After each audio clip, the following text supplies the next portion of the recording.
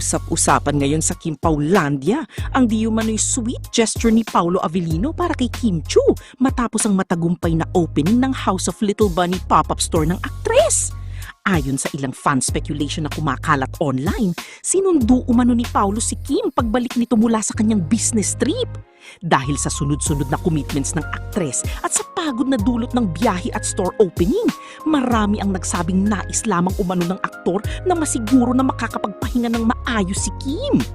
May ilan pang supporters ang nagkukwento na di umano'y dumiretso si Paolo sa bahay ni Kim upang kumustahin ito at asikasuhin matapos ang nakakapagod na biyahe. Dahil maulan din umano sa araw na iyon, marami ang nagbigay ng kani-kanilang nakakakilig na interpretasyon na baka gusto lamang ni Paolo na samahan ng aktres at tiyaking komportable ito pagkatapos ng kanyang biyahe.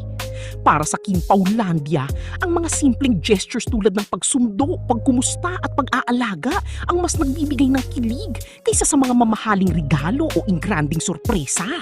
Ayon sa ilang fans, kung totoo man ang naturang kwento, ipinapakita lamang nito ang di umano'y pagiging maalaga at supportive ni Paolo sa bawat mahalagang ganap sa buhay ni Kim.